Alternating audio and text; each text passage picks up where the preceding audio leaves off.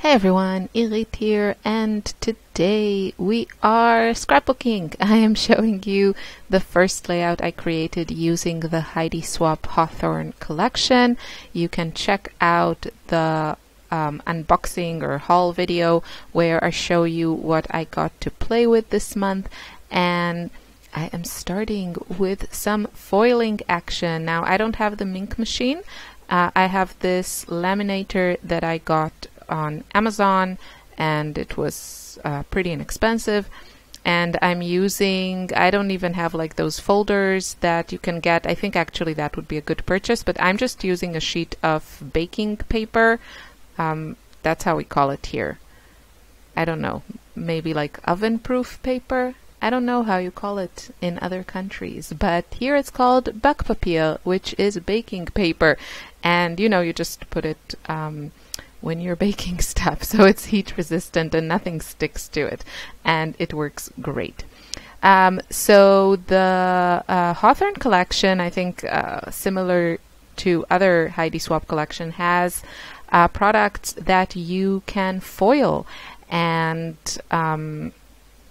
yeah, they look also great without foil, but some of these pieces look so good with the foil. So I'm using this color. It's kind of like a rose gold color, I think. I think it's the rose gold.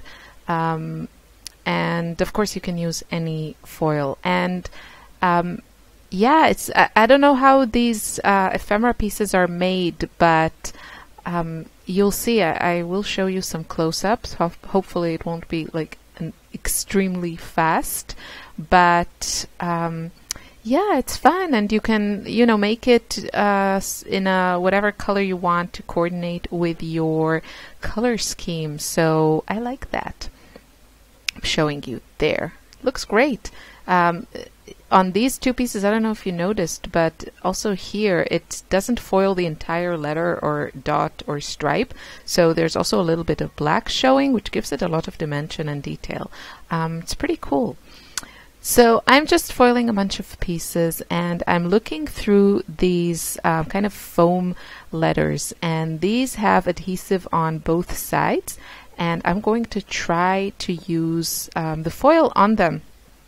The packaging says like glitter or foil flakes, which I think is one of the newer products that Heidi Swapp came up with, but I tried the regular foil and it turned out so good. So you don't need the flakes or, you know, messy glitter, and you don't need a laminator for this. So you just stick the foil and, you know, make sure you, what's it called? Like, not... burn, not what's the word? I want to say varnish, but that's not a word. You know, when you really like rub something. Why this video is not good. It's not good. Burnish? Why isn't the word coming to me? Burnish doesn't sound right. It sounds like Barney. And varnish. Yeah, it'll probably come to me. You're probably yelling at the screen right now. What can I do? English is not my native tongue, and I speak about 3 languages every day, and what happens most days is that it all gets mixed up in that tiny brain of mine. So what are you gonna do? I am scrapbooking this cute photo of my friend and me, and I talked about this in another video, I think one that I did for Hip Kit Club, and yeah, I met my friend and her husband. They're from Israel, and they came, I mean, I know them from when we all worked together in the same hospital, and they came to Austria for a weekend, and I met them, and we had a lot of fun. And this is a photo of the two of us in a little town called Schladming, which is very well known for her for its ski areas and ski slopes surrounding it. So that's us. And You see that I was like playing around. I wasn't sure about the backgrounds. Initially, I was going to use the paper with the big 2000 and all the words, and then I actually liked how it looked on this paper, and I still think it looks good, but then I went back again to the paper that I originally considered. This is very dramatic. I think it would be, you know, I like to use my supplies with whatever photos I want to scrap. So I think this collection would be beautiful for like wedding photos or really like fancy events, but I don't have any fancy events, and for my wedding, which was almost 10 years ago, I kind of did one of those, you know, digital books, because it was before I got into scrapbooking. So I don't actually have like a you know, a 12 by 12 scrapbook album of my wedding. And maybe I should do one. I don't know. I never really felt the need to go back into that. I'm more tempted to just scrapbook our lives, like our, you know, regular lives nowadays. But I think this collection, like some of the papers here, would be gorgeous for a wedding. Some would be like great for travel photos, and that's kind of where I took it in this layout. The paper that I'm using, I think, has this kind of traveler outdoor nature type of vibe to it, and I felt also the colors worked well. I did use some filters on my photo, and I just made it kind of whiter, and the colors are more muted, and I do many times I print my photos after I already chose you know, the kit I'm going to use or the collection I'm going to use. So sometimes I do kind of adjust the filters to match the feel of the collection that I'm using. And if I'm using like a lot of bright colors, I might do some colorful photos of my kids and really you know, up the saturation levels. I like that.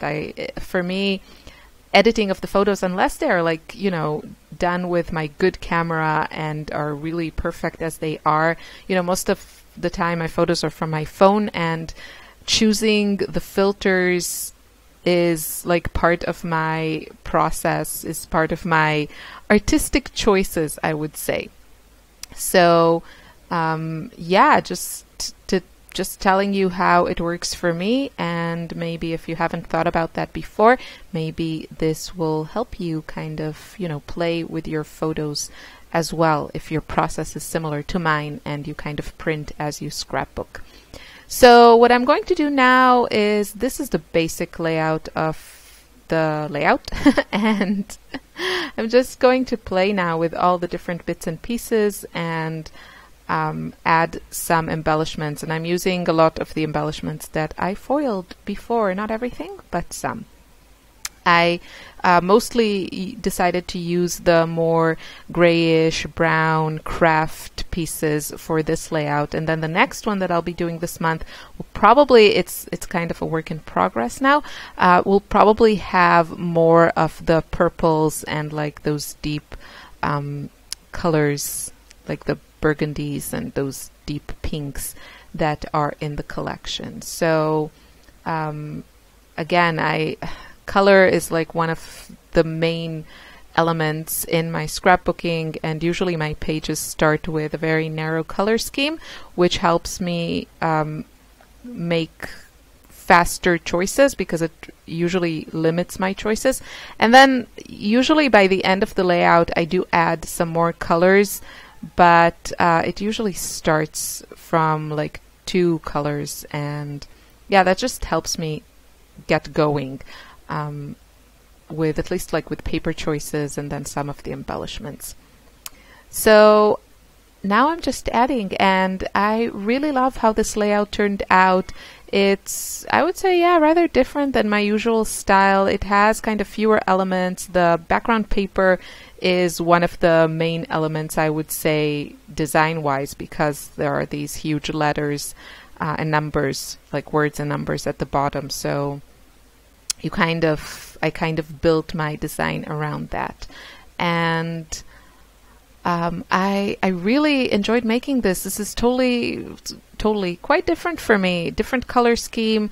I know a lot of you kind of, you know, for example, I get a lot of like requests, or I see a lot of people like requesting on the Hip Kit Club forum, for example, more like masculine layouts and stuff like that. So I think this collection definitely has lots of options. If that's something that concerns you personally, I think you shouldn't limit yourself to anything. I think you can use all the what's considered like girly colors and everything on any layout if you love them, because it's your album, and that's just my point of view. But if you do like using I don't know, more serious colors for, let's say, when you're scrapbooking the men in your life, then this collection has some really great options. I think it's quite a versatile collection. I think you can get different looks here. You can stay with the more simple patterns. I don't have all the papers. I have just a few, and still with those few papers, I feel like I can create very, very different looks.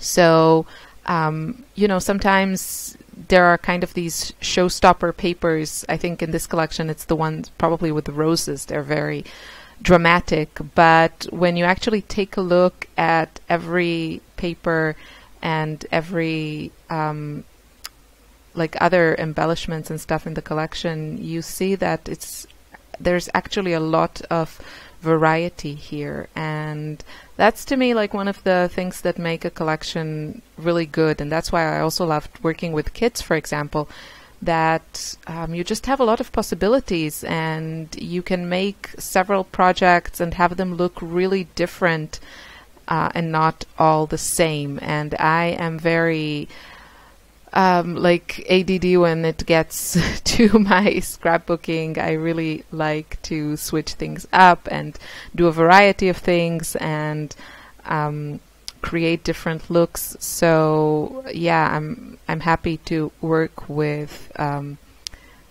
this collection and just play around with the look. My next layout, I think, will look totally different, and yeah, probably would be surprising to see how different of a look you can get from the same collection. So this is absolutely the finishing touches. I'm trying to find a place for that circle, and it goes back to the jar, but it will come back to the layout once I add my journaling. So my journaling, I'm going to take this piece of pattern paper, and through the magic of video editing, it is done. And I just used it. I ran that paper through my We Are Memory Keepers typewriter, and I added my journaling. I love that typewriter. I'm really enjoying it. It's crazy expensive. It was a complete splurge, but I have to say I'm enjoying it. I'm journaling more, so to me it was an investment that was worth it, because I do think that the journaling is an important part. I don't think that without it, you know, layouts don't have any value or something like that. Not at all. I'm totally for, you know, just scrapbooking a pretty photo, add the date, and be done with it. But yeah, I am happy to, I definitely would like to have more journaling on my layouts. So if I can find a tool that helps me do that, because it's just super fun to use, I am for that. However, of course, you can get a similar effect using your computer. And that's it. It's pretty much done. All I'm going to do is remove the manufacturer strip and show you some photos of this. I really enjoyed making it. So make sure you check out the Pink and Paper shop. They are in Slovenia, in Europe. They ship worldwide. If you're in Europe, I think you'll especially enjoy their selection and their prices. And that's it. So here are some close-ups. Thank you so much for watching. I wish you a wonderful day. Bye.